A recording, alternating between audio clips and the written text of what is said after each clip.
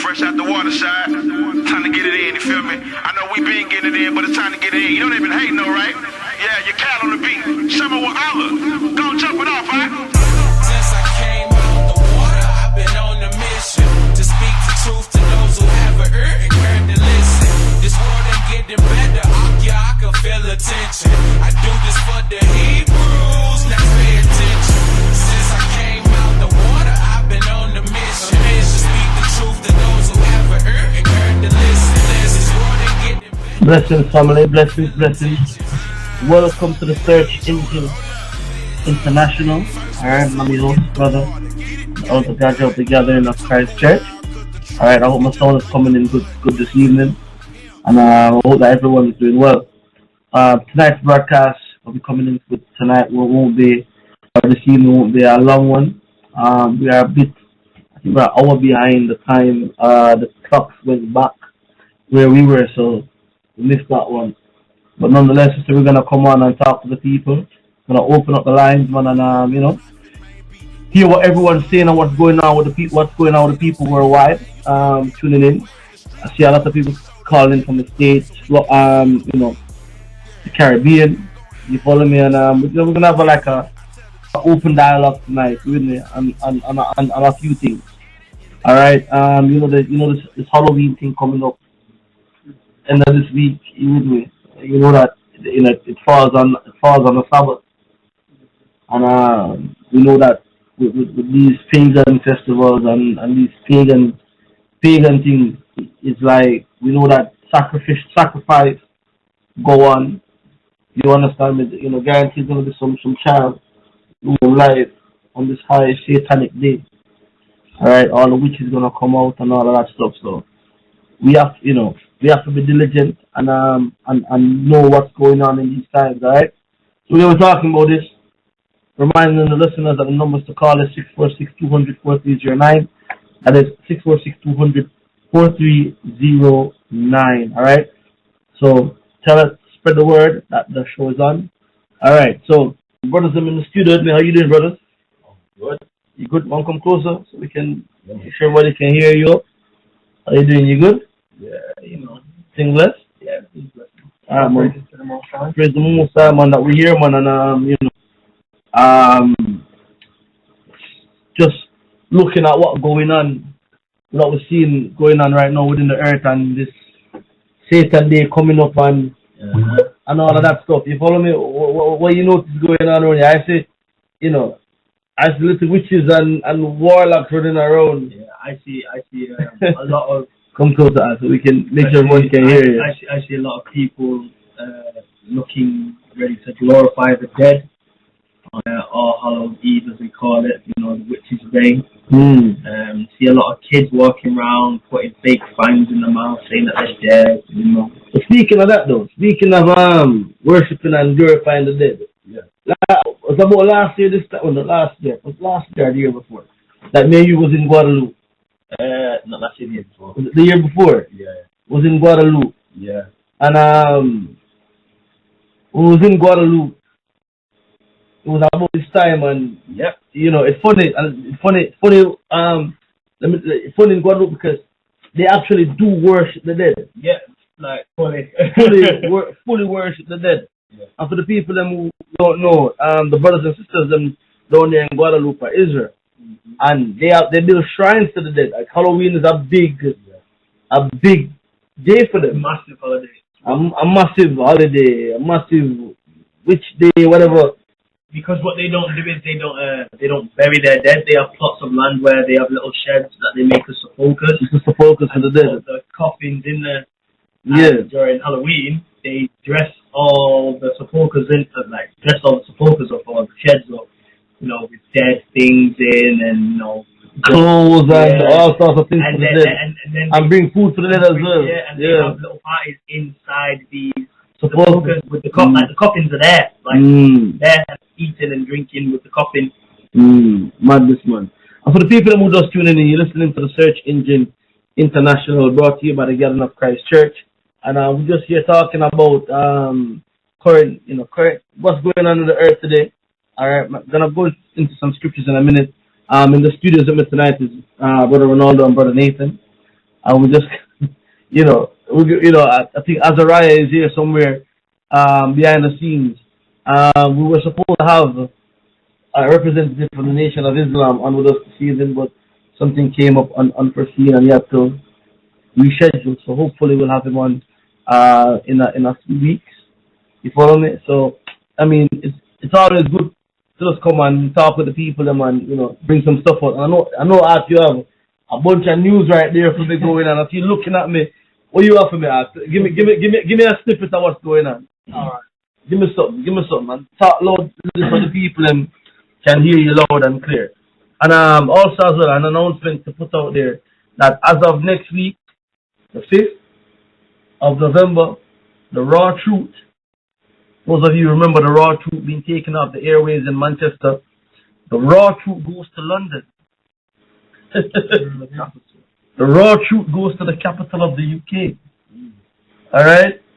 So listen out for that. We're gonna post the links up throughout the website and on the different pages affiliated with the church, the official pages for the church.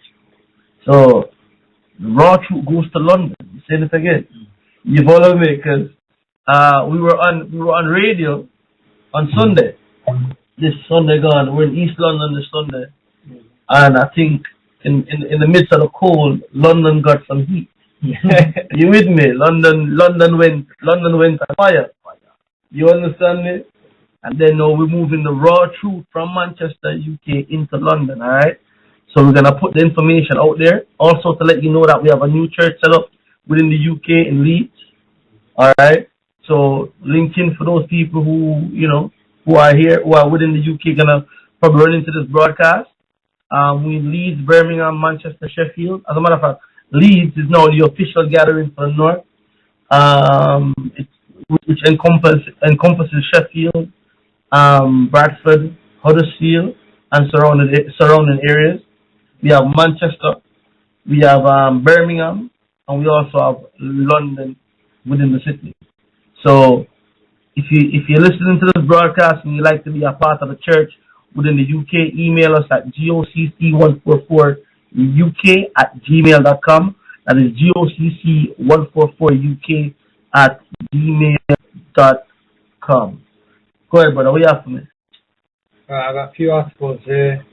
I'm just going to go through the main ones that hit prophecy in these times. I've got one here from Natural News, and it reads, Congress works to implement Orwellian biometric ID system to constantly monitor citizens' daily lives. Now this is talking about, you may have heard it before, Real ID, which obviously we know is going to be like a smooth transition into the mark of the beast. It's the RFID chip. Exactly. What them call it? What biometric they call it? Orwellian, yeah. Orwellian biometric. We don't even monitor your daily life. Yeah. But check this out. Was you that was in London a couple of days ago with the train that you couldn't spend no cash no more? Yeah. It's either you have an Oyster card or you can't travel. I was shocked. I was like, when did that come in? Like swept under the rugs, you know what I mean? Yeah, and no one's talking about it. Yeah, it's there though. No, they're slowly moving it into the cashless society within the UK. For those people who don't know and don't understand the UK is well equipped and ready for the mark. There's about 2 or 3 cameras on every side street that you would walk down. You follow me? Most roads here are cul-de-sacs. The people in here don't have arms. You understand me? If it rains for 3 days, the place flood. If it snowed for 3 days, the place shut down. You understand me? This place is the most equipped, ready place to go for them to bring the mark of the beast. And there's an article here. I have it here. So 1 second. A few months ago, they actually ran a street in the UK and ran it cashless for one week. You couldn't spend. Not just in the UK. It was just around the corner from where we from where we reside. Right in our areas and nobody nobody said anything. Nobody asked a question. Nobody wanted to know what was going on. That why is it? What experiments are you running here? Just turn up and run with it. Exactly. People just did it. What else you have? Just on that as well, and like them tracking us over the internet and following us wherever we go. I was speaking to my dad in work today, and it shocked me because he's not one of them people that's normally on the internet like a whole heap. He's never been on like Twitter, Facebook, Instagram, exactly, social media. He barely uses his email, right? And then he's recently got on Facebook, right? And he was showing me that most of these people that it comes up saying you may know such and such, these are all people that are like customers to his workplace. And how do they know this information? Because people in his contact list, he doesn't share mutual friends, and all these people are coming up. And I was really trying to think about how they can track us this deep, and they must be listening to the phone calls. We know this anyway, using the microphone. What? Well, yeah, you see that smartphone that we have, that's a tracking device. Mm-hmm. You with me? Because most people, when they buy stuff, what I'm seeing right now is that they put their email address there. Like the receipt goes to the email. Mm-hmm. So that's a data collection. Data collection service where they know who you're shopping with, what you're buying from. You understand me? And it's like, it creates like people voluntarily giving information up that they have no reason to give. You understand? It's like when you whenever you go into the supermarket here, they'll ask you, do you have a club card or if you call it a Tesco card or club card, and you're like, yo, why every time you get asked for this? And really, what they're doing, they're taking information on how you're eating, what you're buying. You follow me? What you're doing, how much money you're spending. So if they look in the system and say that, okay, well, you earn X amount of money, but we buy X amount in food, or you're spending over that amount of money that we know that you're earning. So where is this money coming from?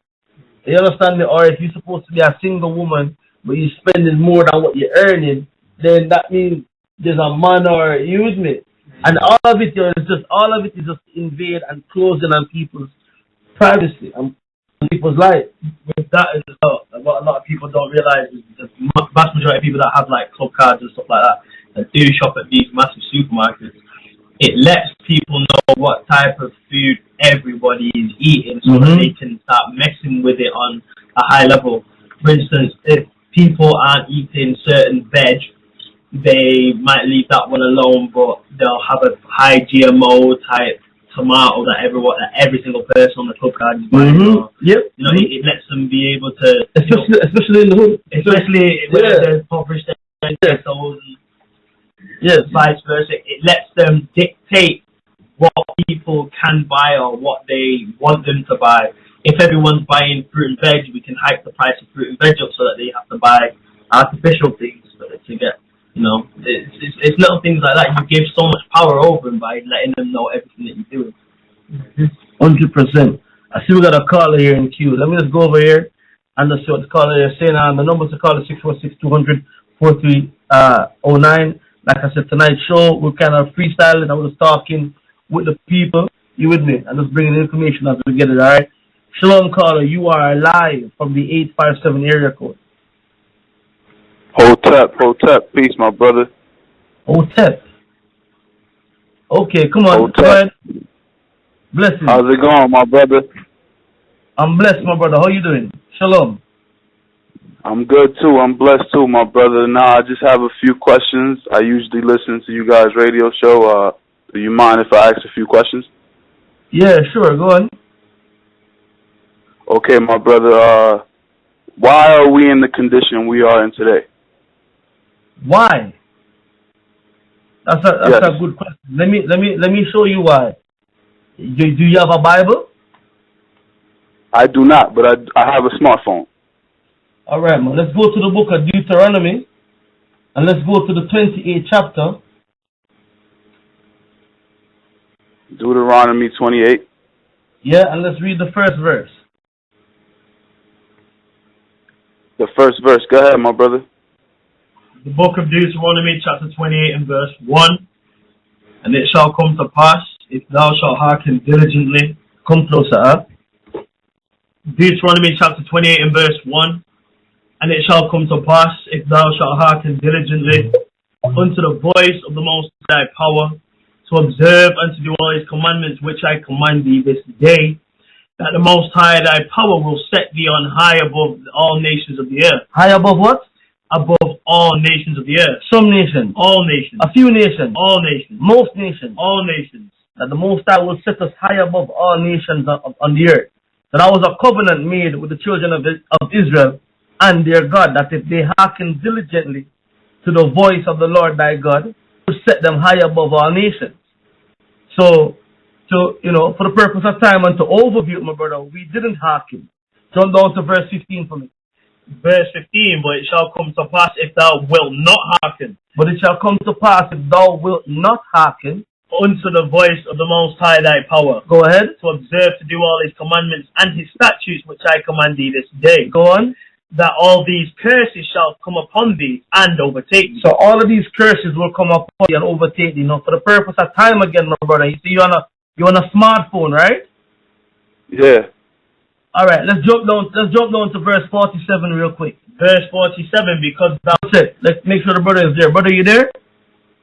Nah, I'm not there. Just put it in a nutshell for me. Put it in a nutshell. Well, it would be good. Okay. Follow me with your smartphone, all right? And I want you to do something for me here. Read this to me. Read verse 47 for me. Because thou servest not the Most High thy power with joyfulness. So this is one of the curses, my brother. Because we serve not the Most High power with joyfulness. Come on. And with gladness of heart. And with gladness of heart. Go on. For the abundance of all things. For the abundance of some things. For the abundance of all things. For the abundance of all things. Go on. Therefore shalt thou serve thine enemies. Serve who? Thine enemies. Thine enemies. Come on. Which the Most High shall send against thee. So who sent the enemies against the children of Israel? The Most High. Well, the Most High sent the enemies. Go on. Shall send against thee in hunger. In hunger. That means when you want food, you have to go to your enemy. My brother, do you have a farm? No, I do not. Right, so we have to go to the supermarket. Most of us don't have farms. In hunger, come on. And in thirst. And in thirst, when we want water, when we want any form of sustenance, we have to go to an enemy to get it. Go ahead. And in nakedness. And in nakedness, clothing, so on and so forth. Housing, shelter, come. And in want of all things. And in want of some things. And in want of all things. All things. Driver's license, birth certificate, death certificate, marriage certificate. All the things that would make us function as a people that we should have for ourselves. Like, for example, if we had someone who died, we should be able to put them in the ground and bury them. We can't even do that as a nation of people. So we would be in want of all things. Go ahead. And he shall put a yoke of iron upon thy neck. Slow down there. A what of iron? A yoke of iron. A yoke of iron. So, brother, do me a favor on your smartphone, right? Yes. Google for me the word Y-O-K-E.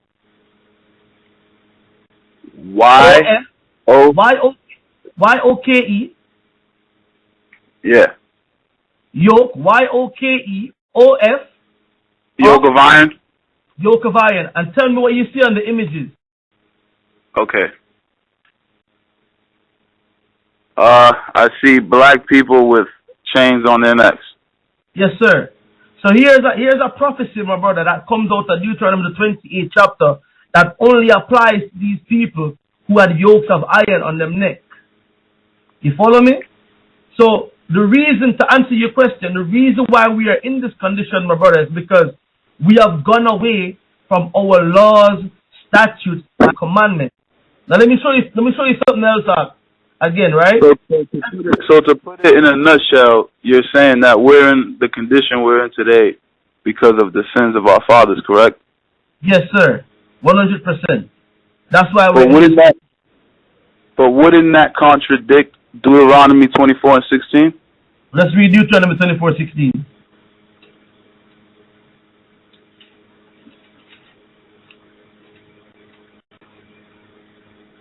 The book of Deuteronomy, chapter 24 and verse 16. Go ahead. The fathers shall not be put to death for the children. Go on. Neither shall the children be put to death for the fathers. Yeah, but that was a law dictating if a man sinned there, right there and then, and they were going to execute judgment. That don't apply here. Because let me show you why. Go to Exodus for me. Exodus 20, and let's start at around verse 4. Okay, so this law is dealing with those people when judgment was being executed. So for example, if a man committed a crime within the camp, right? They couldn't go and execute his children based on the crime that he committed. You follow me? And you see that going on in modern society where if a man can't catch, if you can't get the person who you have the gripe with, you actually go for his family, his children. So that's what it's talking about there. But check this out, the commandments that the Most High gave. Go to Exodus 20, and let's talk about verses. Let's go to verses 5. As a matter of fact, let's start at verses 2. All right, just to break it down. The book of Exodus, chapter 20 and verse 2. Come on. The Most High, I am the Most High thy power, which have brought thee out of the land of Egypt, out of the house of bondage. Go ahead. Thou shalt have none other gods before me. Go on. Thou shalt not make unto thee any graven image. So these are commandments. You shouldn't have no other God but the God of Israel. We shouldn't be worshipping the gods of Egypt. We shouldn't be worshipping the gods of the other nations, period. Read. Or any likeness of anything that is in the heaven above. Or any likeness of anything in the heavens. So we shouldn't be worshipping the sun, the moon, the stars, none of that nonsense. Go on.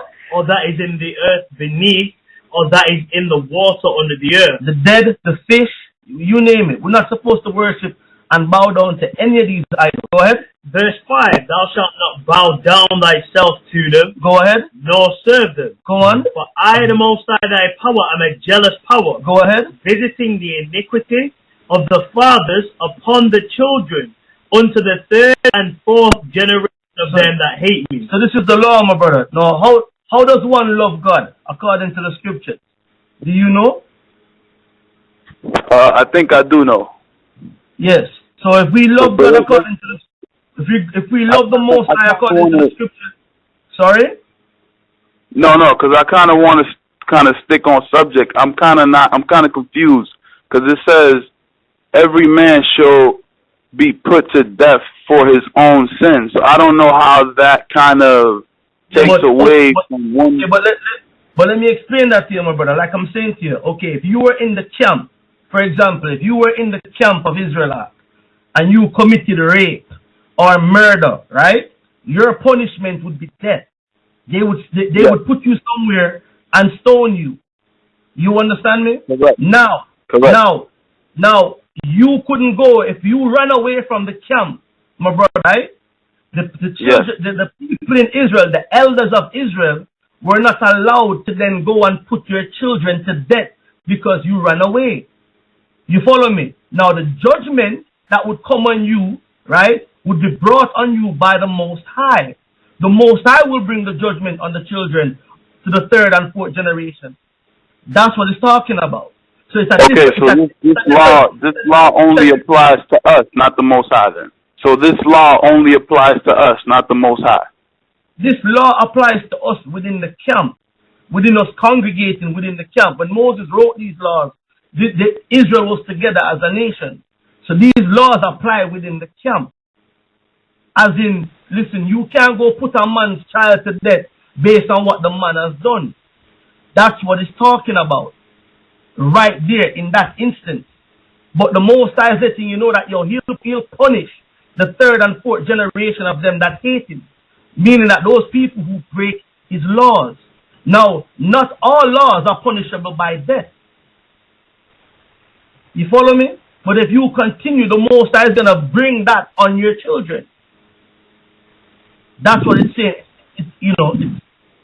Deuteronomy 24 here is different from referring to what the Most High has done to the people. That's something totally different. Follow what I'm saying? Yeah, I follow. So my question is, why would the Most High create evil and then condemn it? That makes no sense to me. It's almost like if I introduce my children to something and then I get mad at them for doing what it is that I introduced them to. Doesn't that sound kind of confusion? Yeah, but the Most High never introduced nobody to evil, my brother. The Most High gave laws. He created it though. He created evil. No. Listen, the Most High gave us a choice. We had a choice. Either you do what the Most High say, or you don't. Give me Isaiah 55 and 8. All right. The Most High gives us a choice. So you have a choice to obey. Lucifer had a choice. Lucifer had a choice from the beginning, either to bow to man, okay, or get hurled. He chose to get hurled. Likewise, Adam had a choice. Adam had the choice of not eating of the tree of good and evil, or to eat. The choice. Just like now, we have a choice. We can either choose to keep the laws, or we can choose to break them. We have a choice. So the most. No, I understand the choice. I understand that we make a choice. You know, I get that. But what I don't understand is what is the purpose of creating evil? What's the purpose of that? And then condemning it. Why did he do that? Sorry. Give me a question again, please. What's the purpose of creating evil? I understand, because I understand what you mean about a choice. We all have a choice. If I decide to steal something, that's my choice. I stole it. Nobody introduced that to me. But what I don't understand is, in the Bible, it says, I, the Lord, created evil. Yes. Why would he create evil and then condemn it? That makes no sense. You might as well not have created evil, and we would have never been doing evil. Let's check it out, my brother. Who was the one that started evil in the earth? Or in since creation? Who was the one that started it? I mean, I'm only in my early 20s. I don't know. But it says in the Bible that the Lord created evil. So listen, I'm going to explain it to you. The one that started evil, murder, meaning to disobey the Most High, that was Lucifer. He started it. Now who created Lucifer? So when it says in the Bible that I, the Lord, created evil, that's Satan talking? That's Lucifer? No, sir. Listen to what I'm saying to you. I'm saying, who created Satan? Who created Lucifer? According to your God. Yes, of course. So he made all, my brother. That's what he's saying. He made the evil that you see here serves a purpose, my brother. And I tell you why. Let me break it down for you. What purpose does it serve? What purpose? Let me show you the purpose it serves. All right. The Most High God could have made us, right, to love him unconditionally. He could have made man, that man never have a choice but to worship him and love him. But he gave us a choice. He gave us free will. He gave us a choice to do it. We're not robots. You follow me? So you have a choice. You're going back to choice. You're going back to choice. But that's what it is, my brother. That's what it is. No, it has nothing to do with choice. My brother, my question has nothing to do with choice. Question is asking. No, you asked me. All right, hold up. You asked me. You know what you're asking me, right? Why did the Most High create evil? And then condemn it. And I'm saying to you that evil has a purpose. Evil has a purpose. And I'm telling you, the purpose is that you can either choose to do good, you can choose to do evil. You have a choice. That doesn't make any. My brother, no disrespect, but that doesn't make any sense to me. You're saying that he created evil just so we can have a choice? Yes, sir. This life, my brother, is a sieve. This life that we live, that we going through is a sieve. Not everybody gonna make it through this. It's a test. You have a choice. So what are you choosing between? You're choosing between good, doing what's right, or disobeying. Disobeying is evil. Go ahead, bro. Okay. Okay, so do you realize? Hold on, bro. Hold on. Let me. Do you realize? What was your name? Do you realize? Could I ask one more question, sir?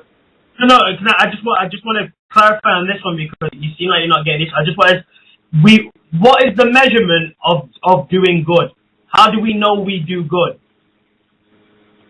How do we know we do good? Get to me Deuteronomy 30 and 15, please. The only way that we know if we're doing good or bad is that there is actually evil or good there. if there was no evil, then then you wouldn't be able to do good. It would just everything would just be good. This is what I'm saying. That's a choice. There has to be that choice so that you choose good. Go to Deuteronomy 30 and 15 for me, please. Okay. What I'm trying to say is that to me, let's go into the scriptures, right? Let the scriptures start. I'm saying to you, my brother, that if you never had a choice, if you never know what was right or what was wrong, my brother, then what would you be doing? It would not be good because there'd be no measurement. So you would have nothing to measure what you're doing by, or say, okay, then let me, what am I doing this against? The Most High could have made us to be robots. Could have made us robots where we had no choice, but we have a choice. And check this out, Deuteronomy 30 verse 15. The book of Deuteronomy 30 and 15. Go ahead. I see that I have set before thee this day life and good, and death and evil. See, I have set before thee this day life and good, and death and evil. Verse 16. In that I command thee this day to love the Lord thy God. So we are commanded to love the Most High, our God, which is to keep His commandments. Come on. To walk in His ways. To walk in His ways. And to keep His commandments. Keep His commandments. And His statutes. And His judgments. And His judgments. Go on. That thou mayest live and multiply. That we may live and multiply. That's the choice, my brother. We have a choice whether we may live and multiply. Read. And the Most High thy power shall bless thee in the land where thou goest to possess it. Go on. But if thine heart turn away, so that thou wilt not hear, but shall be drawn away and worship other gods and serve them. But if your heart will be turned away to worship other gods and serve them, go on. I denounce unto you this day that ye shall surely perish. And I denounce to you today that you're gonna perish. So you have a choice, my brother. This is the choice that has been given to us from creation. Either choose life or die. I agree. And our condition, my brother, is evident that we chose the latter. We are being destroyed. You understand me? Right round the earth. We are on a scale of 1 to 10, my brother, 10 being the best, 1 being the worst. We are -2. You understand me? We are not even on the chart. And that is the real reason of our condition. We are the strongest, fastest, most intelligent people on the planet, but yet still, we can't seem to make it work. And that is the reason, my brother. And this is so you know that this is real. This is definitely our condition, because we are the only ones on the earth being punished for breaking the Most High's laws. Okay, so let me put this forth. This is what I don't understand, right? Go on. You said hold on? No, go on. Let me hear what you're saying. Okay, this is what confuses me, because it seems like this doctrine is very, very confusing. At one minute, we hear that God creates evil, and the next minute, we get condemned for doing evil, which makes no sense, because if He didn't create evil, we wouldn't be doing evil. And then when I hear a lot of Hebrews, a lot of Israelites talk on the street, the only thing we hear is the white man is the devil. The white man is this. We're in this condition because we sinned against the Most High. We need to wake up. We need to start following these commandments. But what I don't understand is, does God not understand simple psychology? Because if the only way this God comes to us is through slavery, so how do you expect people to keep the commandments if the only time you come to them is through slavery? That right there. Look, psychologically. Hold on, let me finish. Let me finish, my brother. Let me finish. Go on, Let me finish, my brother. Go on, let me hear you, brother. I'm listening. Because psychologically, it doesn't make any sense. Because if you know that people are going through slavery for hundreds and hundreds and hundreds of years, do you really believe psychologically these people will have the discipline to even keep laws? If psychologically they have already been damaged through slavery. So what I don't understand is, why would God create a situation for His chosen people to go into slavery for hundreds of years in Egypt, according to the Bible, and then at the same time expect them to just go into the wilderness and keep His commandments? And since they didn't, now we're under another curse. Now we have to go through more slavery. And now, after all this slavery, thousands and thousands of years of slavery, now we're expected to come back and keep the commandments. Doesn't God understand psychology and that people, after enduring so much, would not be able or capable of keeping such laws? Okay. First, the first point, what you said before, right, about the children of Israel, the Most High dealing with the children of Israel just through slavery. Let me show you that's incorrect. Go to Leviticus 26 and 1 to 2. Have it? Read that for me. Let me show you, my brother, that's not the case. The Most High never always dealt with these people like that. Read for me. Leviticus 26 and 1. Leviticus chapter 26 verse 1. Go on. Ye shall make you no idols nor graven image, neither rear you up a standing image, neither shall ye set up any image of stone in your land. So the Most High gave us a law here, my brother. You shall not make no graven image or set up no standing image any at all in the land that we are. That's a commandment. Now, here it is, my brother. To keep the Most High's word is good. To break it is evil. Read. Bow down unto Hold up. it. That's a choice that you have. You have the choice whether you go and commit evil or you're gonna keep the laws. Read. For I am the Most High your God. Go on. Ye shall keep my Sabbath and reverence my sanctuary. I am the Most High. Go on. If you walk in my statutes and keep my commandments and do them, then I will give you rain in due season, and the land shall yield their increase. So if the Most High is saying if we do it, the land gonna yield the increase. Go on. And the trees of the field shall yield their fruit. Go ahead. And your threshing shall reach unto the vintage. Go on. And the vintage shall reach unto the sowing time. Go on. And ye shall eat your bread to the full. So everything gonna be alright for you. And there was a time, my brother, believe it or not, that we did this. A time that we dwelt in safety, in peace, and no nation could come against us. So that is we live like this outside of slavery with the Most High, with His power, with His blessing. Read. And dwell in your land safely. And dwell in the land safely. Go on. And I will make peace in the land. Go on. And ye shall lie down, and none shall make you afraid. So there's a time, my brother, when we had no fear, when nobody could come against us. Why? Because the power of the Most High was with us. It's not just through captivity that the Most High has dealt with us. Read. I will rid evil beasts out of the land. Go on. Neither shall the sword go through your land. Go on. They shall chase your enemies, and they shall fall before you by the sword. And we shall chase our enemies, and they shall fall before us by the sword. Read. And 5 of you shall chase 100. So 5 men will chase 100, my brother. That's why when police come right now in modern day for the average Israelite brother, they come in numbers because they remember this. They remember when we had the strength of the Most High with us. When 5 men would chase 100. Read. And 100 of you shall put 10,000 to flight. And 100 men would take down 10,000 men. They remember this, my brother. We had times in our history when the Most High walked with us with His power. That's documented. So the Most High never always deal with us in captivity. The result of our captivity, my brother, now is because of our disobedience, because of the choice that we made. And now, in our captivity, the brothers coming back to the law, statutes, and commandments. So I wouldn't say in our captivity it's hard for you, because we are doing it. We are waking up. We are coming back to the Most High. And look, Bar, you there? Shalom, brothers. How are we doing? We're doing good, Allah. How are you? Good. I'm enjoying the show, and you know, I think the conversation and the question that the young brother's asking is really a profound one, and it's one of the, to be honest with you, it's one of the biggest hurdle when I was a young man myself, now being in my 40s, but when I was a young man, I struggled with that same question.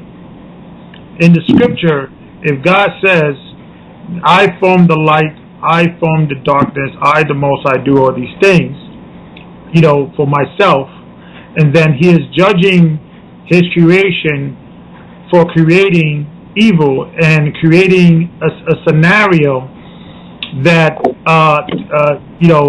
created a scenario, or allowing for the scenario to be created for man to be tempted. And this is what I recommend the young brother to do, is to you could probably get this at home or buy the book, but you can get it for free, just a PDF.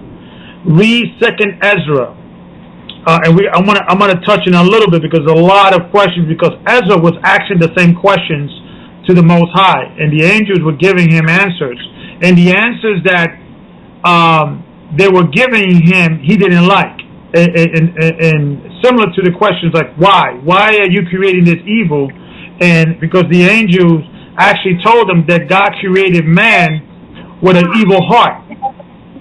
And well, I want you, when you get home, just go and read Second Ezra, and brother God, if you don't mind, can you go to the Apocrypha real quick, Second Ezra, the 8th verse, real quick, if you don't mind.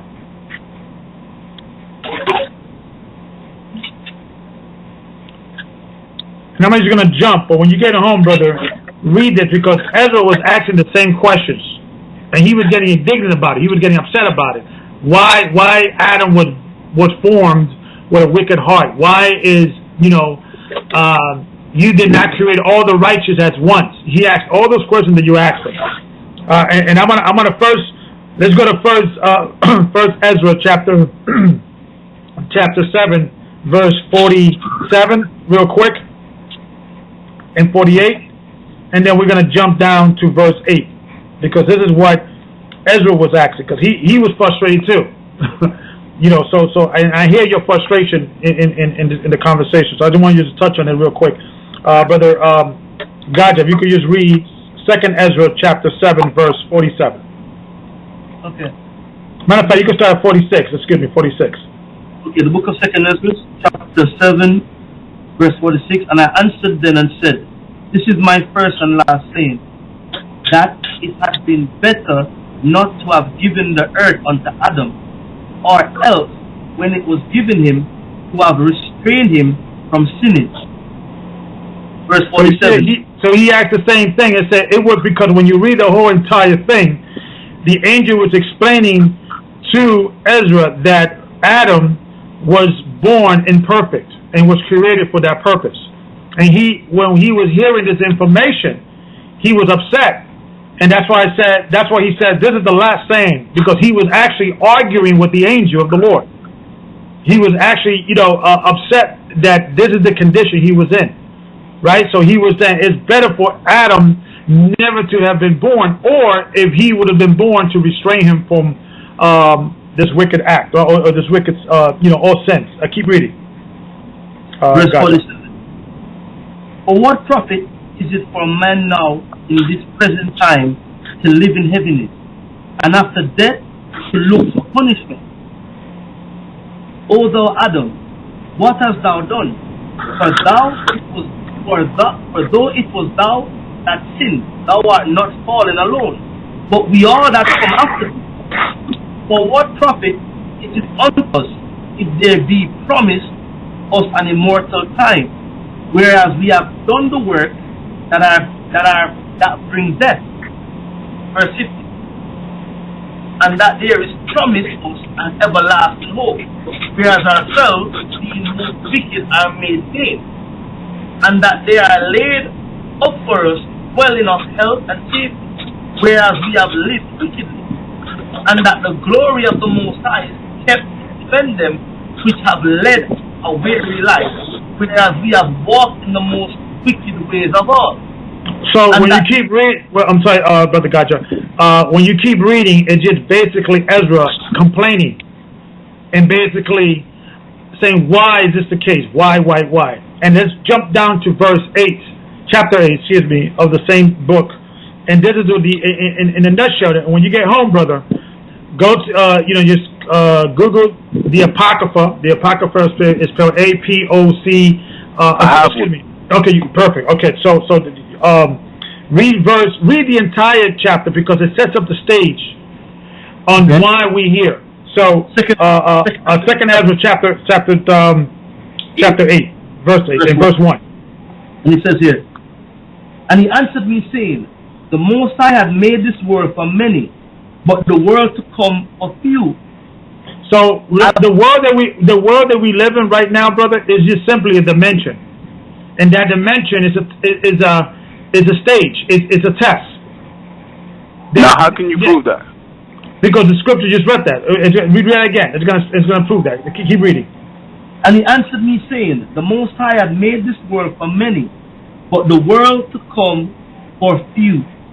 For few, right? So he made this world for many people, but the world that is going to come for a few. So when you go, who are those few?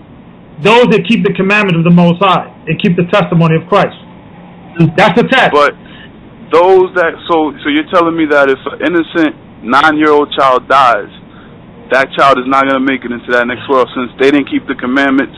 Good question. Good question. Christ says, "Suffer not the children to come unto me, because such like unto the kingdom of heaven." So children are innocent. That's why when you get baptized, you got to get baptized in the age of accountability, was 12. That's the rite of passage. So you are correct. They are safe. You understand? And that, for me, brother, that was the biggest pill that I had to swallow, because I was asking the same question. And to be honest with you, once I actually analyzed the scripture and actually analyzed why we're in this condition, it was a level of comfort. Let me explain why. Because let's just say there is no God, right? We are here by mere chance. We're an accident. It's just evolution. It's just process of organic material coming together and forming what is called man today. It is. Go ahead. Right. So therefore, if that's the case, then the reality is that the black people of color, who from in the paradigm of evolution, we've been here billions of years, and the European has been here only a few thousand years, right? Matter of fact, the early civilization of European goes back to the early Greeks. So, which only goes back at a minimum 2,500, 2,600 years into the past. So that proves, right? So that will prove that the white man is superior to us. Why? Because in a shorter period of time, he is able to conquer the entire known world, all its resources. So the theory that the white man is superior, in the context that Darwin was teaching, gotta be right. If you're gonna go with that mathematical equation, the black man has been for billions of years. The white race has recently. But listen what I'm saying. Darwin didn't even really have the tools to really understand evolution the way it's understood today. Yeah, but listen to what I'm saying, brother. Take away Darwin out of the concept. Okay. The theory of evolution. Let's just deal with the theory of evolution, independent from Darwin. Which the theory of evolution predated Darwin. You can find that in Hindu religion and Hindu concept, that we evolved from monkeys and things of that nature. So he just took from older civilization dogma and just made it more modern. But the theory of evolution is that survival of the fittest. The strongest survive. Those species that are stronger will advance and ultimately conquer, and those species that are weaker will then eventually be extinct. So let's just deal with basic mathematics. Statistically, there are more melanated people, dark-skinned people in the world than there are European people. The European people are actually the minority globally. So if we're going to go with that theory, that we must accept that the white man is superior, because here you have a small group of minority Europeans conquering the known world. So if we're going to remove the Bible out of the equation, and we're going to go in with science, and we have to deal with science, what you could prove and what you could see, okay, then we have to put into the table the possibility of, as much we don't want to accept, that the white man is superior to us, because all the mathematical equation has to lead towards that. I rather deal with the equation that the white man was not superior. There was the hand of God that got involved and made the Gentiles and the Europeans conquerors and put us in captivity. That's actually comforting, because now I can tell my kids, no, it's not because of evolution that you're in the bottom of the barrel and the white man's on top. it's because God Almighty put you there because you disobey your Heavenly Father. So whatever door you want to open is up to you. Either you want to accept that the white man is superior, and that's the reason we're doing it, because that's the only logical mathematical equation if you're going to remove God out of the picture, or you're going to accept that God Almighty put you in this condition because you disobey God, you disobey His word. So I want for you to look at from our perspective, because I've been there where you've been, asking those type of questions. But when you analyze everything from every aspect fairly, and then you remove religion or God or the scriptures out the equation, and you go back to science or so-called science, the last solution is that we are an inferior species. That's the reason why this new species, the white man, has able to advance much quicker than us. So I just want to lay back, fall back and kind of get your thoughts on that. Okay, now I understand what you're saying with that, and I disagree. I don't think that just because we accept evolution, that automatically means we have to accept that the white man is superior, because if you look at evolution, that means that everybody is evolving, not just the white man. Just because he came in later, that doesn't mean that he's the one that evolved latest, because you're actually evolved. If you take your ancestors from the first time they was here and you look at yourself now, you are totally different from the way they was. So you evolved as well. So evolution is continual, but that's besides the point. My question to you. Let's stay there for a minute. So if we're gonna go with that logic, that means that the black man is devolving, because and the white man is evolving to a superior species, because he is the minority and he is conquering the known world. So we are decreasing and he is increasing. If you're gonna go with that logic, you have to consider that as a possibility. The white man is not the only man that conquered the world. If you look at history, if you study history, there has been many black men that have conquered the world. As a matter of fact, there were black Moors that ran Europe for the Dark Ages. So you're not going to say that the white man is the only one conquering the world. He's just conquering the Western world, and he's dominant in the Western world. But if you go to the Middle East, it's not the white man that's ruling the Middle East. He has a small part in the Middle East. If you go to China, he's not running China. China is being ran by Chinese people, Persians. Well, if you go into every single government in the world, you will look at if you go to China, the original inhabitants of those countries, the dark-skinned Chinese, are not running that country. The light-skinned Chinese. If you go to Saudi Arabia, hold on. If you go to Saudi Arabia, it's not the dark-skinned Saudi Arabians, it's the light-skinned Saudi Arabia, and so forth, so on, so on. So if you're gonna go with that knowledge, and we're dealing with science, we could see we're dealing with what we could prove and what we could see.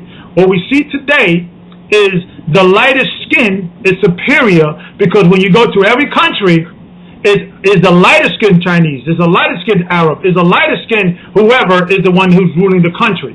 So and when you go to the African country, although they may have a president, we all know that a lot of those presidents are puppets. So when you go into those countries, even the World Bank, who are controlled by white people, are controlling those countries, stealing the resources of those countries.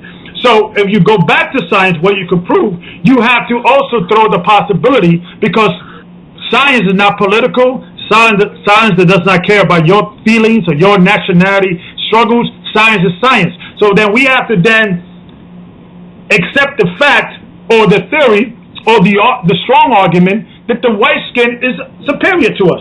Because when you look all over the place, I don't know what type of science you've been studying, because if you study real science, then all science points to the fact that the melanated people of the earth are superior to all people. But if you ask the question, why is the white man? Hold on, let me finish, my brother. Let me finish. Look, let me finish. If you ask the question, why is the white man dominating? Why is he the one in charge right now? Some can make the argument that the reason we're at the bottom is because of religion. Because we can't come together because of religion. One African person thinks they're Muslim, the other African person thinks they're Christian. So the white man has used religion against us, now to the point that we can never agree. Okay, good question. And Gocc, let me just bring this in. Go ahead. Now I was going to say that this is what the brother just said here is the point that you have just been, driving home. Is that okay then? If that be the case, and the white man was able to come down and take us down through religion, right? A superior people who've been ruling the earth for millions of years, right? That means not just religions, but weapons and strategy. Well, this is what I'm saying, though. This is what I'm saying. And if he could come and take us down like that after millions of years of rulership, right? Then something is wrong with us on another level, and he is superior. I mean, I asked this question to a brother called Ashra Kwesi one time. If Egypt was so great, how did it fall? And the brother told me that Egypt got old. So I'm saying, okay, did they not reproduce? Now, if I look at a civilized country like America or Britain or Russia or China, and I went there to invade it, them people have weaponry. They have a defense system. They have an army that would try and resist me taking them down. That would probably annihilate me coming in. So how could these people been around for millions of years get taken down? Supposed to be superior thinkers, right? Get taken down by religion. Listen to them, brother. It don't make no sense. And also, let me add to that. Also, the black men always had religion. The black men always had an army. You mentioned yourself that many black men ruled the known world. So you can't use religion as this newfound thing that the white men use, because the black men had always religion. If you look at at Africa before Islam and before Christianity came in there, Africans worship religion. I mean, Egypt have over 210 gods. So you can't blame religion. You have to go back. If you're going to remove a supernatural entity out of the equation, you have to then accept the possibility that the white men, yes, use religion, use weapons, use army, but conquer in such rapid and also world. It was a record time than no other species in the history of the world. And yes, you had black men ruling at one point and things of that nature, different regions. But we're talking about in a period, I would say, in a period under close to 2,000 years, or even less than that. The white man has, and I would say, during the time of the Renaissance, which we only going back about 400 years, he literally has conquered the known world. That's evidence that it was a divine hand behind that. Because how are you going to take what was so special about the gun, the white man's guns and weapons, that the weapons that you found in Africa? What was that? It was a divine hand, brother, that was behind the white man. Taking out this, because it was prophesied thousands of years ago that Esau is the end of the world. Matter of fact, get that real quick, Gocc, if you don't mind, the Apocrypha. Okay, so let's accept your theory. Let's accept that there is a God, right? Now, yes. If I come to you and your name's Elder Gabar, right? Yes. So if I come to you and I say, Elder Gabar, prove to me that there is a God, right? I don't want no scripture. I just want actual proof, tangible proof. Because if I'm going to devote my life, all of my years of my life, yes, to some deity that I can't see, touch, feel, or anything, and you claim to be a high priest of the Most High. Yes. So if I'm coming to a high priest, Christ is the high priest. I'm just a brother. Okay. Go ahead. Okay, Christ is the high priest. You're just a brother, but you are a priest of GOCC, correct? I'm Bishop Gabar or Brother Gabar. Yes. Okay. So if I come to you and you are a man of the Most High, you've been doing this for decades now, right? Yes.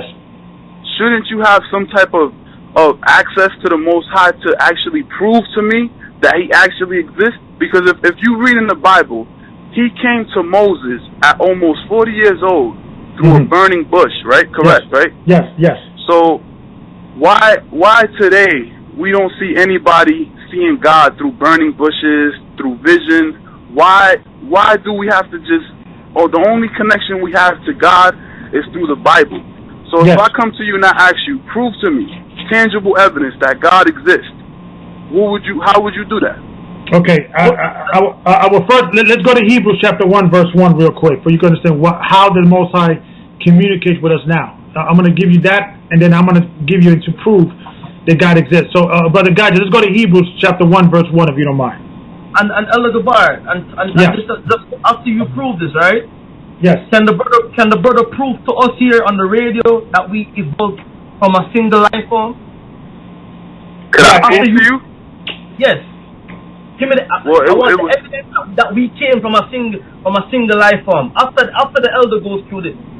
All right. Well, I never made the statement that we came from a single life form, so I don't know where you're getting that from. All right. Well, I guess let me qualify the question, if you don't mind, Brother Gocc. Prove to us that there is no God. I think the same responsibility lays also on you, that if you're gonna put the burden on us to prove that there is no God, you should prove to us that there is a God. Prove to us there is no God. Okay, I'll prove to you that there is no God. Just look into the sky, you don't see God at all. We're living in the physical world. We don't feel God at all. And when you look at the research of the Bible, the only thing you see is Europeans.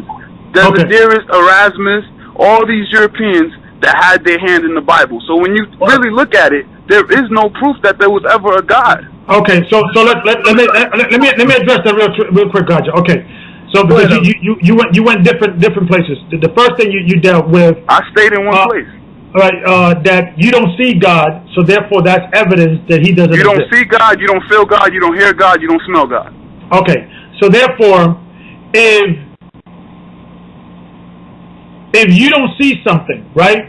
Let me ask you a question. If you in the wilderness, right, and you stumble into a drawing, of a little boy with a little dog playing in the park. You see a drawing, and there's no signature on because I asked myself that same question. Can you prove God can you prove something without seeing the actual deity that exists?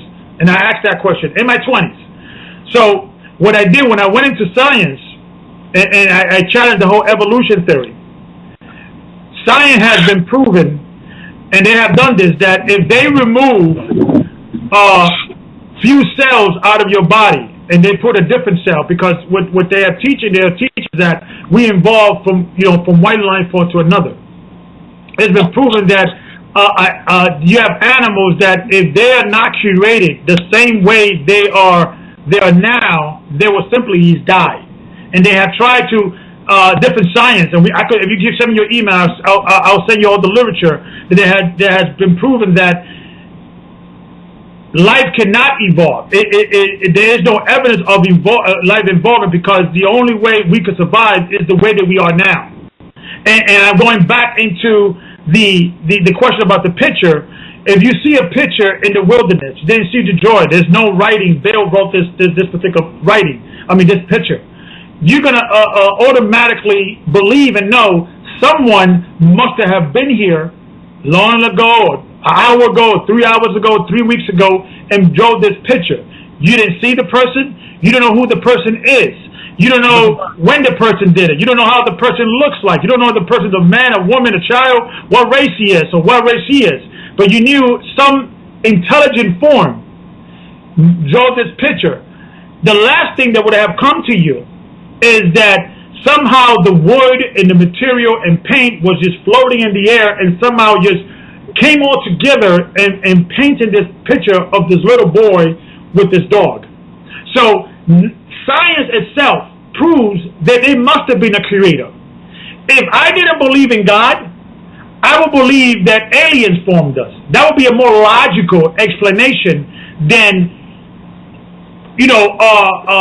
atoms and neutrons just coming together and just by random chance just creating us, and randomly this white man just happened to be superior to us now because that's the bricks. That's the way the cookies crumbles. We have to, if that's we're going to accept evolution, or remove the God factor or the theory of creation, of a creator, whether you believe it is God or some other being, the logic is that we came out of a creation, and I choose to believe that our creator or my creator is the God of the Bible. Now that's I hope they answered your question in regards of evidence of there is a creator. Now in regards of the Bible, that the white man had theirs and things of that nature. If you just give me the opportunity, and I will show you that the Bible is one of the most accurate historical books that have ever been reserved, because there have been so many different Bibles at different parts of the world, like the Septuagint, like the Masoretic text, like the Targum, like the Dead Sea Scrolls. There has been in different hands and has been discovered, and then when we match them up, they are saying, for the most part, the same thing.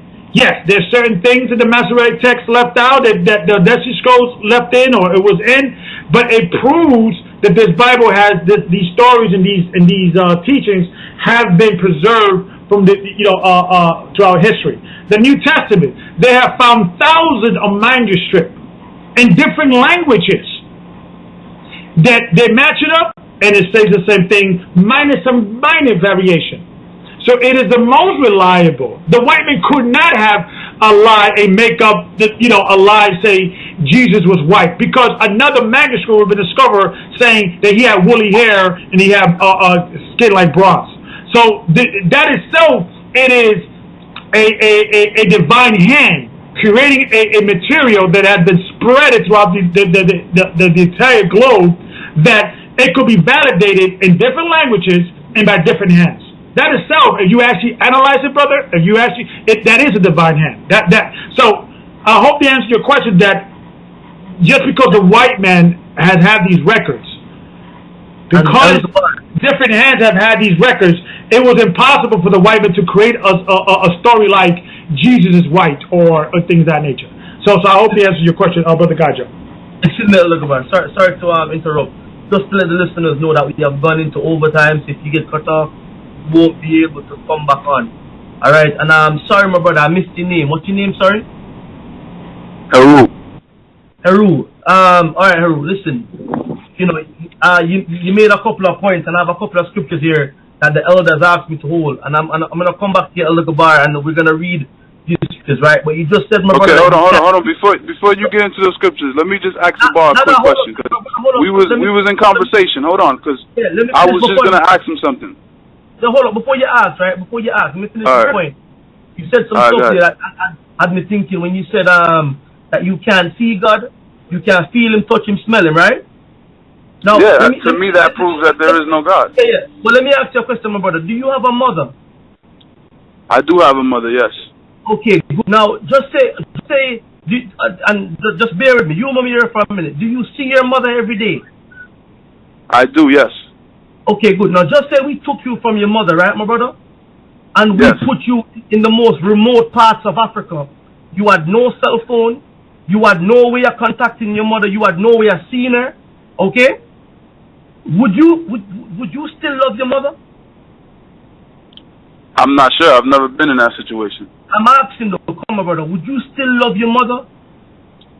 Yeah, I answered you. I'm not sure. So you're saying to me that if you get taken away from your mother and you're not able to see her, right? You don't know if you will be able to still love her. And why I'm asking you this, my brother, right? Is that love is something that you can't prove.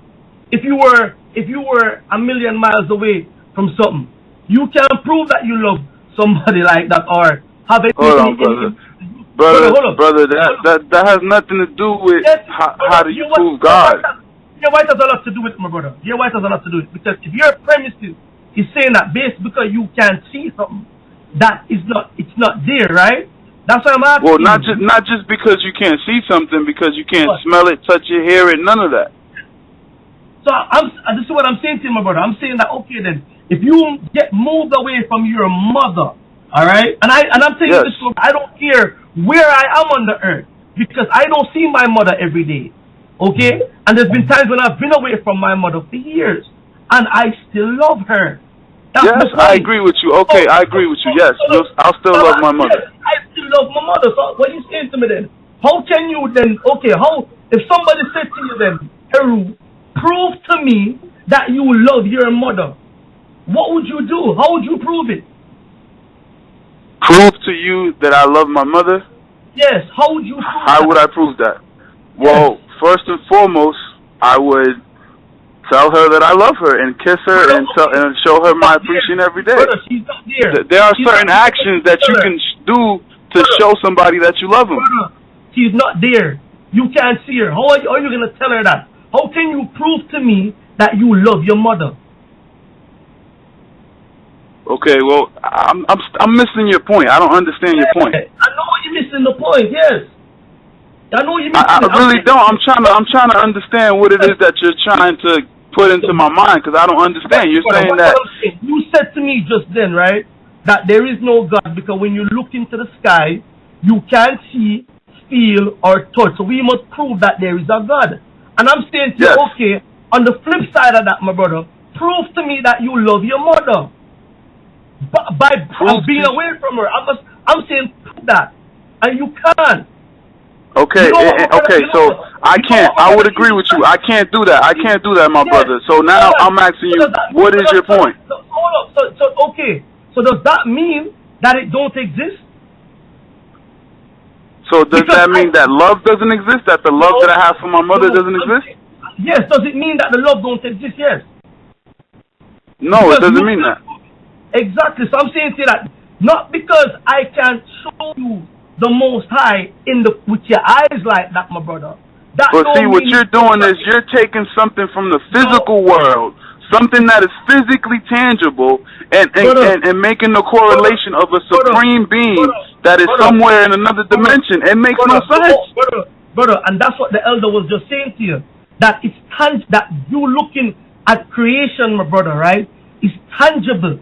That something made it, because even in science, okay, science will tell you that no way has it been proven in observational experiments or otherwise where life came from nothing. Even the laws of science, my brother, says that for every action there's an equal. I never said life came from nothing though. I don't know where you're getting this from. Brother, so okay, you just said that there is no God. So where did life come from then? But see, you don't even understand that the analogy you're making proves to me that there is no God, because the only way you can even try to prove that there's a God is you have to use something physical. You have to use something from this world to show me that your argument actually has some type of validity. You know what I'm saying? Okay, bring me on the same page with you, right? And I'm gonna pass it back to Elder Gabar in a minute. But bring me on the same page. I have a question for Gabar actually. Listen to me. Listen to me. Bring me on the page. No, I want to know, where did life come from? Based on where did life come from? Yes. Where did man come from? Man came from the earth. Okay. How did they come from the earth? Did they walk out of the earth? All species came from the earth. Through the process of time. I'm explaining to you. I'm explaining to you right now. Through a process of time, there's many different scientific theories out there. But through the process, my theory is that through the process of time, we all know the elements, the cells, and all these things came together, and it started forming different species. And brother, that's madness. Brother, there's proof everywhere. There's proof everywhere of that. Hold on. Let me come in now, Gocc. The brother's actually correct. There is evidence that man has many material that comes from the earth. You know why? Because the word Adam means from the earth. When you go to Genesis chapter 1, it says, "And God formed man from the dust of the ground." So that you're all right. So this is what science does, brother, with all due respect. Science, what you're telling me, you breaking down how an engine works, that's not evidence who put the engine together. You get what I'm saying? It's just because you can prove that man had elements from the earth does not prove that the theory of evolution, because that's what you're teaching, is true. All you breaking down an engine. You can break down the muffler. You can break down the steering wheel is connected to this, that, and the other. Okay, you prove how an engine works. You're not proving when and where someone put it together. So when you break down the biological makeup of a man, yes, there's many elements that come from the earth. I could take that same evidence and say this proves that man came from the earth as the Bible stated. You understand? So my theory is just as strong as your theory. My religion is just as strong as your religion, because evolution is a religion. You have to believe the man First and foremost, hold on. Before we even go further, because I don't think you guys understand my position. I'm not somebody who believes in evolution. I don't believe in everything when it comes to science. To me, if you want to put me in a category, I do subscribe to many different ancient teachings. I subscribe to certain teachings in the Bible. I subscribe to certain teachings in Kemet. But to me, I look at the world as a futurist. I'm looking at the future. What we're doing today is going to affect the future. So even when it comes to knowledge, I believe that we're still evolving when it comes to knowledge. We still haven't figured out everything. So we're just putting the pieces together. So when you criticize science, you're not really doing much, because all you're doing is criticizing people that are actually making an attempt to figure out what is this thing we call life. But my question to you is, Gabar, is how old, according to your knowledge in the Bible, how old is the planet Earth? According to the scripture, the Earth is 12,000 years. Now, how is that automatically right there? If anybody that has studied history, has even done the base level of research, right there will turn away from you and never listen to you again, because there's records in Africa that go back 50,000 years. Okay, just Africa alone, there's records that go back 50,000. Okay. Show me the papyrus. Show me the artifacts that goes back for 50,000 years. Show me the scientists that came up with that conclusion. The pyramids themselves. The pyramids. Hold on. Brother, I will send you, you got to send me your email, because I will send you arguments with different PhDs. They are arguing different dates on the pyramid. By what? By Europeans? No. First of all, let's get rid of this European thing out of it, because, I know that I could play the European card. But Europeans? I said, we're not reading Europeans. Because I've never seen scholars like the Hebrews that use more. You guys use more European scholars than anybody else in the world. But listen to what I'm saying, brother. Listen to what I'm saying. Let's remove that whole European scholarship out the concept, because why? I don't trust the Europeans. I don't trust the white man.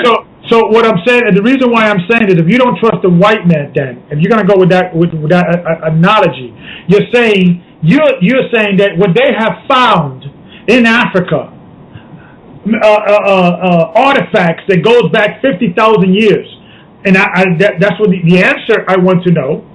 I didn't say artifacts. I said we have empires in history that proves that go back thousands and thousands of years past 12,000. I can easily show you an artifact that goes 14,000 years. I'm gonna send it to the email GOCCNYC. GOCCNYC@gmail or yahoo.com. Now, the other question I'm going to ask you, the person who discovered, the person who analyzed it, the person who eventually gave the date, I will guarantee you, brother, it is going to be a European. Because I know where you're going, brother. I know what you're talking about.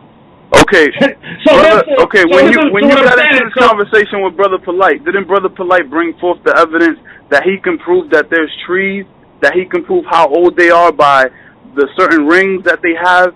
You can prove how old the tree is. I'm gonna deal with the whole tree situation, and that's the problem. That blows that 12,000 theory out the water, brother. You have to accept that. Now listen to me very attentively. The theory of the rings, right? It's been already disproven. Why? Because when they listen to me, they have found trees, or they have planted certain trees. Like, for instance, you know what's the oldest tree standing today? No, I do not. It goes back to 4,500 years ago. That's the oldest recorded tree today. And when you go into so like I said, a lot of these so-called science is a scientific theory that gets regurgitated over and over and over and over again. and it becomes scientific fact. Like, and that in the Bible is the same thing. The Bible is the same thing. Let's not deviate. Let's not deviate from the Bible. Let's stay with the science. So we have to understand. We can't. When we look at the actual evidence, that's why I told you. Okay, you made a statement about the trees.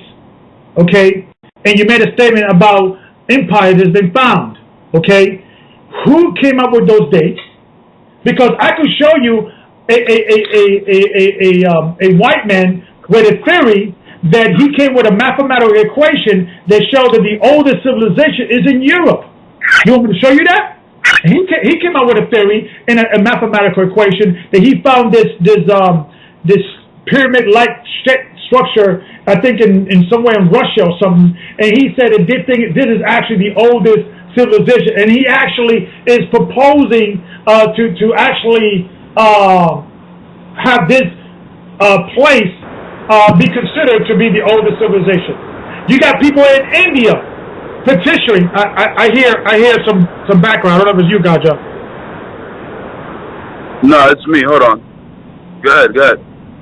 Okay, so I could go and show you some article about some Hindus saying that this particular place, it goes back to thousands of years as the oldest civilization. I could show you people of Africa say the same thing. Nobody knows, because how can all these PhD be right? Somebody has to be wrong. So nobody knows how old this planet is. Everybody is throwing scientific theories, and they're not always agree. Like, I want to give you an example.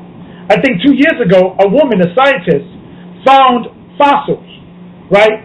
Or was doing some testing in some fossils, and she dropped some of the bone fragments into this material, this liquid chemical that detects soft tissue. And lo and behold, she found that there is soft tissue in these bones that's supposed to be living billions of years. And science teaches that soft tissues can only last for like 3,000 years. You cannot, if you bury somebody, eventually the soft tissue will dissolve after a few thousand years. But these bones that's supposed to have been living, these dinosaur bones are supposed to be extinct, I think 25 million years ago, they have found soft tissue. So what is it?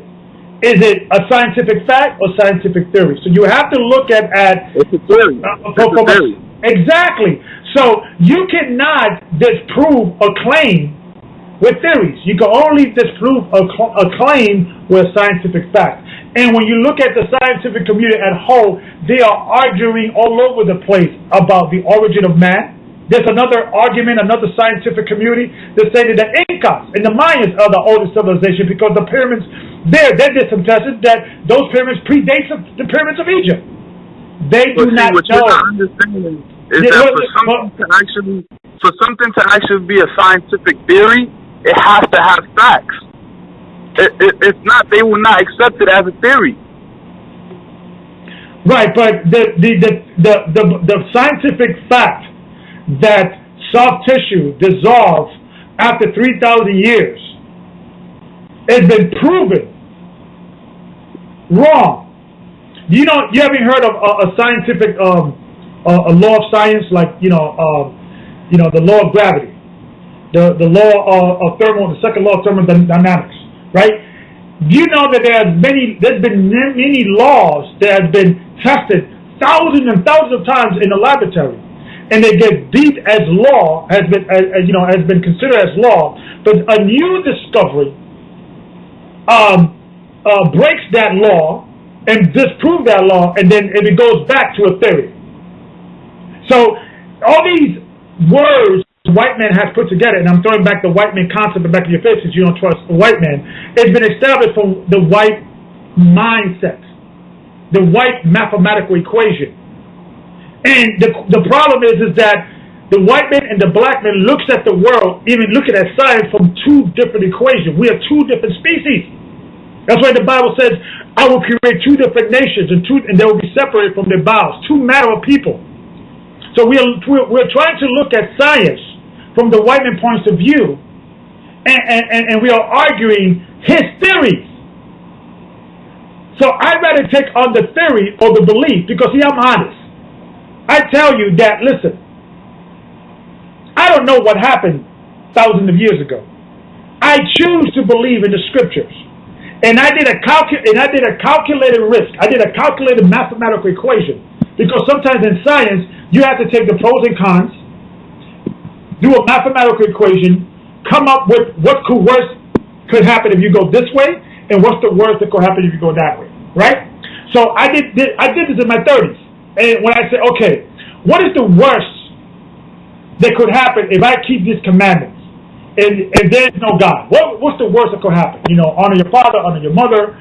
Obey God. Keep the Sabbath holy. I mean, okay, I can't go out Friday night. That's not gonna kill me. Don't eat pork. Pork is not good for you anyway. I keep these commandments. And there's no God. I die.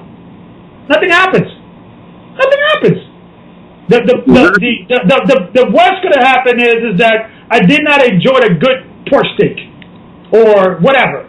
Right? I was a good citizen. I was a good man. Loved my neighbor as myself. Right? I lived a good life. But nothing happened. But let's look at the flip side. If God is real, and if God in the Bible is real, and I keep His commandments according to the Bible, I will be in Abraham's bosom. So scientifically, my decision, although I don't know, and I make it in a scientific equation here, the pros overcomes the cons. So my benefit overrides my benefit overrides my non-benefit, or if there is no God. Because if I keep His commandments and I believe the best of my abilities, and it's easy because Christ gave us grace, so even if we messed up, we could always be forgiven. That's not that bad to get in. And if there's no God, nothing happens. Who cares? It doesn't matter. So believing in God, when you look at it scientifically, it is scientific. It is the most logical possibility because nobody knows where we came from and how we got here. We have to choose a purpose. I chose to choose the purpose of the Most High in Christ. So I hope that answers your question. Okay, so let's accept what you said, right? Now, my question to you is, if all of this is true, why is the Bible so confusing? Why couldn't God create a book that was more simpler for people to understand? If the purpose of God is to save us and to put us in His kingdom, because according to the Bible, this is not His kingdom. This world that we're living in, according to the Bible, this is Satan's kingdom, I guess, right? Yeah. So if God really wants to, He wants to create this utopia for us, He wants to create this kingdom for us, why wouldn't He make a book that is more simpler to understand? Because when you look at history, right, and even when you look at today, you see that there are over 40,000 Christian denominations. I'm pretty sure that there's just as many Catholics. And then when you look at you guys, right, the Hebrew Israelites, right, because when I first even started knowing anything about Hebrew Israelites out here in America, I initially thought that this was something new. And that's how you guys kind of brung me in, because I'm like, okay, if this is new, then maybe these guys figured it out. Maybe they have something that we didn't know before. But when you do the history on the Hebrew Israelites here in America, you guys started back in 69, correct? No, that's not necessarily true. Okay, when did you guys start? Well, let me give you the history in 1 minute. There was always Hebrew community in America. There was always African Americans, I'm using that word for you to understand, that they believe that their ancestry goes back to the tribes of Israel. If you go into a book called Hebrewism in West Africa, and it gives you all the slaves' names and all these slaves that went into Africa and went to the slave ship, and they had Hebrew names. There were many slaves within the slavery, the slave trade, that they knew they were Hebrew, because you got to go into the Hebrew, the history of slavery. You got the first tier that came, they got the worst of it. They were not allowed to read. They were not allowed to do anything. Then you got the second tier that they were allowed to read and accept the Bible, but they were not allowed to read by themselves. They were only allowed to be spoon-fed by the white man. The third tier, the last tier, a lot of them from the Igbo tribes. You do the research on the Igbo, because 75% of all African Americans come from Nigeria, in particular from the Igbo tribe, the Ashanti, and the Lumba, and things of that nature. The Igbo believe that they are Hebrews. Look it up, brother. The word Igbo means Hebrew, right? So there was always a small community in America, knowing that there were Hebrews. And did you know one of the first synagogues that it was ever erected in America was a synagogue by black people? No, I did not. There is many. There's a history. The reason why they don't want to embrace this, and when you go into most history, they think that the Israelite community started in '69 with Albert Bivens and things of that nature. That's not true, because Albert Bivens came out of the Commandment Keepers. The Commandment Keepers goes back to the 1800s and 1700s. Okay, fine. So, it goes back to the 1700s. But when you look from but it was always here, because listen. Remember listen. I think you're trying to take me away from my point. But let me just say one more thing before you go to understand. Remember when Brother Polite did he did a presentation because he against the ISUPK, because the ISUPK would make statements like stinking Africans, we're African and things of that nature, and then the birthright of Dr. Rabbi Matthews actually identified with Africa because he was an Igbo from Africa, so his citizenship went back to his homeland. Remember that? I don't know if you ever saw that presentation. I did. He destroyed y'all, man. He destroyed y'all. But go ahead. So, well, I don't represent GMS. I represent GOCC. And if you know GOCC, and you actually look at our 12-tribe chart, the new one that we put together, it actually had pictures of the Igbos and Ashanti in those tribes. So you're talking to a different type of Israelites. So I actually agree with Polite that yes, that many of the founders of the Israelite community that started black synagogues in the United States go back to Africa, and their home place was in Africa. So I agree with him. You understand what I'm saying? So you should do more research on the GOCC, because we don't harp on the Africans. Matter of fact, one of the things that we're saying is that the majority of Africans are actually Hebrews, and especially in West Africa, the Hebrew, the Ashanti, the Lumba. These are all Hebrew Israelites. And a lot of the Okay, but I think you're trying to take me away from my point. My point is that if this book is so special, right, and you're asking me that I should follow these books, these laws, right, in order to make it, right? If these commandments are so special and they're just so divine, right? Yes. Why aren't you guys coming together under one doctrine? Why does this book separate you guys? Okay. I mean, remember, listen. From the Christians to the Catholics to the Hebrews, all of you guys are separated. All of you guys can't agree. I agree with you, brother. I'm going to answer that question, brother Gocc. Let's go to Matthew chapter 24, verse 3. I agree with you 1,000%. See, what you got to understand. Remember when we read that this world was created for many, for the world to come is for few. I want to show you something. Let's go to Matthew 24. Brother Gocc, you still there? Did we lose Brother Gocc? Do we still have him? Let me bring him back. Hold on. Brother Gocc, can you hear me? Can you hear me? Yeah, I can hear you now. Go ahead. Yes. Let's go to Matthew 24, verse 3. Brother Gocc, read that out. I can read for you. Elder Gocc? Say again. Repeat that again, brother. It says, Brother Nathan, Elder Gocc just stepped out, but I can read for you. Okay, thank you, Brother Nate. Yeah, you could go to Matthew chapter 24. Before he reads, is this going to answer why the Most High created such a confusing book? Yes. Okay. Well, I want to ask you. I'm gonna first answer the first question in regards why there's so much confusion in the world, and then I'm gonna go because it's a two-part question. Is it confusion? No, my question is one part. My question is one part.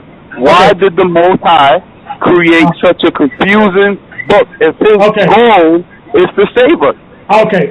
So I'm going to first answer that question because I think what you were saying that your evidence why there is such a confusion, the book is confusion, is because there's so different division about the book. That was the reason why. Because I don't believe that the book is confusion, but we could disagree to agree to disagree. But if you disagree with that, then you're not living in reality. Because if you look at how many Hebrews, how many factions there are, you guys are confused. You guys don't agree. Listen to what I'm saying. The evidence that you are bringing forth that this book is confusion is because there's so many different Hebrew Israelites, right?